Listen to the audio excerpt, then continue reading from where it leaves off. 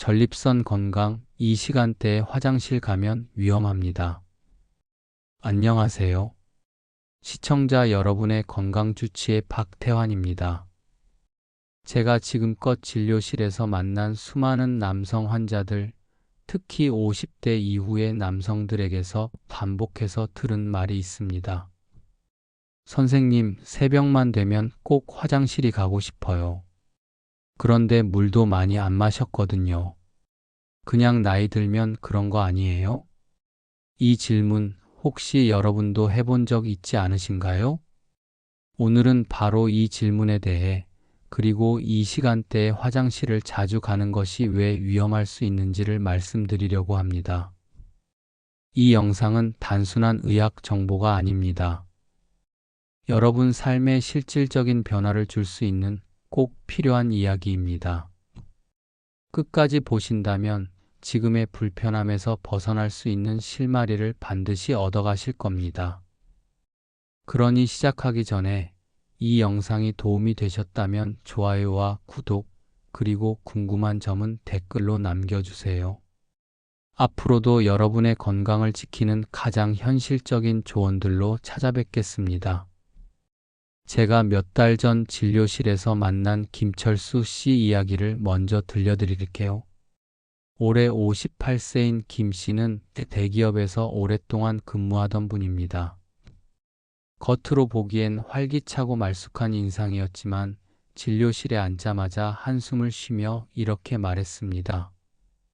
선생님, 요즘 너무 피곤해요. 자다가 자꾸 깨요. 새벽 3시쯤 되면 꼭 한 번은 깨서 화장실에 가야 하고 가서도 시원하지가 않아요. 문제는 다시 잠을 못 잔다는 거예요. 저는 김 씨의 이야기를 들으면서 이미 속으로 짐작하고 있었습니다.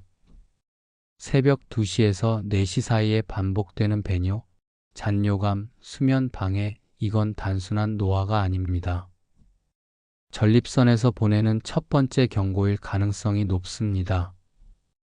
김 씨에게 전립선 초음파 검사와 혈액 검사를 진행했습니다. 결과는 전립선 비대증. 아직은 약물로 조절 가능한 초기 단계였지만 그냥 방치했더라면 몇 년 후 수술까지도 고려해야 했을 상황이었습니다. 여기서 잠깐, 전립선이 뭐냐고요?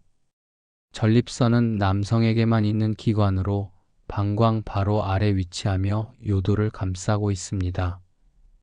나이가 들면서 전립선이 점점 커지면 요도를 누르기 시작하고 이로 인해 배뇨 장애가 생기게 됩니다. 처음엔 소변이 시원하지 않고 그 다음엔 자주 가고 결국엔 새벽마다 깨는 지경에 이르게 됩니다. 특히 우리 몸은 새벽 2시에서 4시 사이에 가장 깊은 수면 상태에 있어야 합니다. 이 시간에 자꾸 깨게 되면 면역력은 급격히 떨어지고 피로는 누적되며 심지어 당뇨나 고혈압 같은 만성질환까지 악화될 수 있습니다. 김 씨도 처음엔 이걸 몰랐습니다. 그냥 물 마신 탓이라 생각했고 나이 들면 다 그렇다 여겼습니다. 그런데 실제로 진단을 받고 치료와 함께 생활 습관을 바꾸기 시작하면서 상황이 확 바뀌었어요. 어떻게 바뀌었냐고요? 제가 전해드린 5가지 습관을 지키면서부터입니다. 첫째, 저녁 7시 이후엔 물을 줄였습니다. 평소엔 충분히 수분을 섭취하되 자기 전 수분은 자제해야 야간뇨가 줄어듭니다. 둘째, 카페인과 술을 멀리했습니다. 특히 커피나 맥주는 방광을 자극해서 소변을 자주 마렵게 만들죠.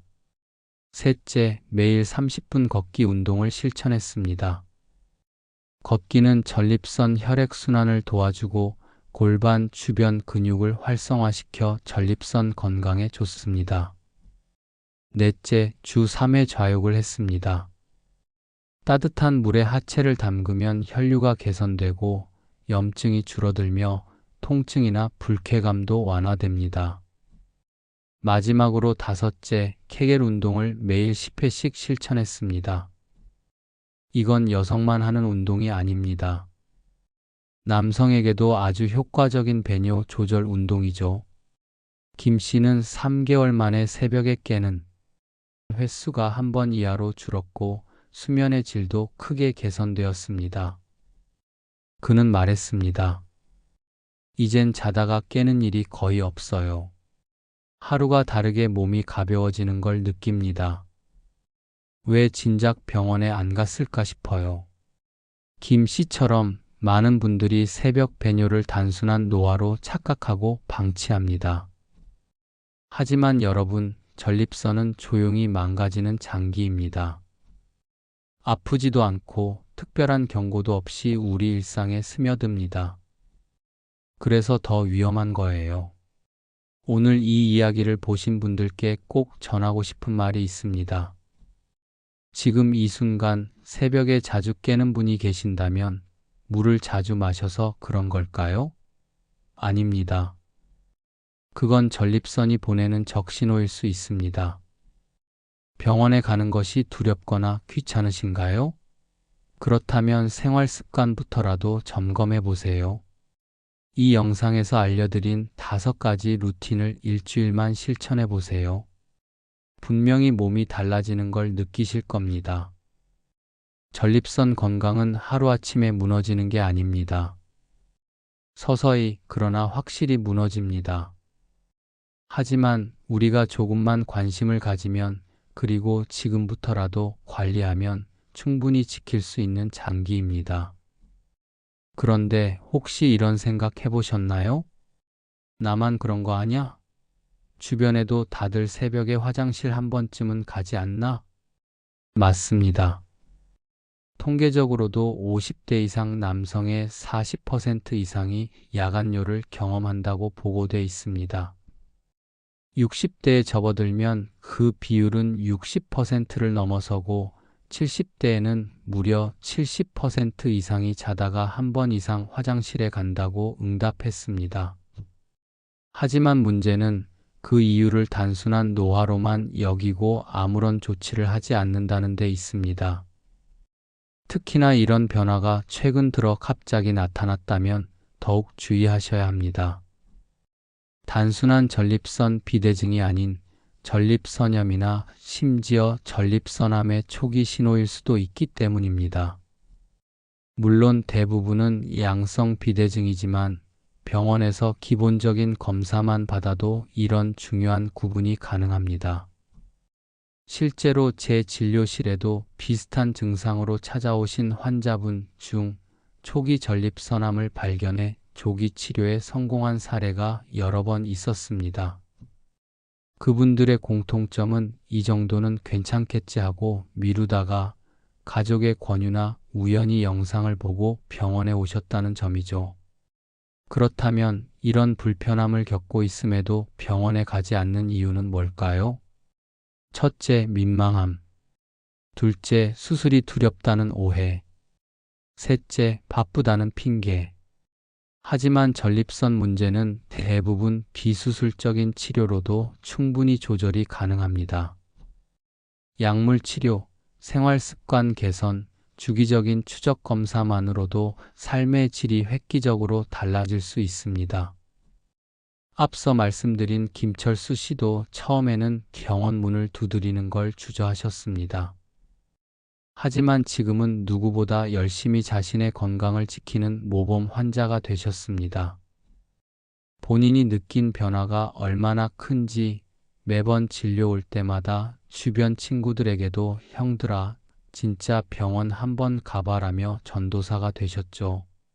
사실 전립선 건강은 남성의 전반적인 삶의 질과도 밀접하게 연결돼 있습니다.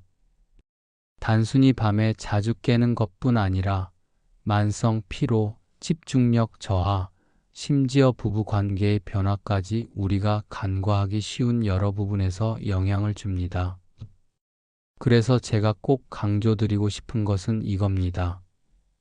모든 전립선 문제는 생활과 연결돼 있고 생활 속에서 해답을 찾을 수 있다. 물론 전문적인 진단과 치료가 우선이지만 오늘 영상에서 알려드린 5가지 습관만 잘 실천하셔도 많은 증상은 완화될 수 있습니다. 자, 오늘 이 영상을 여기까지 시청하셨다면 여러분은 이미 나의 건강을 바꾸겠다는 결심을 하신 겁니다. 그 결심이 결코 헛되지 않도록 오늘부터 바로 실천해 보세요. 잠자기 3시간 전부터 물 줄이기, 카페인과 알코올 줄이기, 하루 30분 걷기, 주 3회 좌욕, 하루 10회 케겔 운동. 이 5가지를 일주일만 꾸준히 해보세요. 분명히 몸이 다르게 반응할 겁니다. 그리고 마지막으로 지금 이 영상을 보시는 당신은 혼자가 아닙니다. 수많은 중년 남성들이 같은 고민을 안고 살아갑니다. 당신의 한 걸음이 누군가에게도 용기를 줄 수 있습니다. 앞으로도 여러분과 함께 나누고 싶은 건강 정보가 많습니다. 지금 구독 버튼을 누르시고 댓글로 당신의 이야기를 남겨주세요. 어떤 고민이든 좋습니다. 저는 여러분의 이야기를 듣고 함께 해답을 찾아드릴 준비가 되어 있습니다. 지금 이 영상을 끝까지 보신 여러분은 이미 첫걸음을 내디디신 겁니다. 지금 이 순간 여러분의 전립선도 고맙다고 말하고 있을 겁니다. 다음 편에서는 수면제 없이 잠드는 법 60대 이상에게 효과적입니다를 다뤄드릴 예정입니다. 절대 놓치지 마세요. 감사합니다.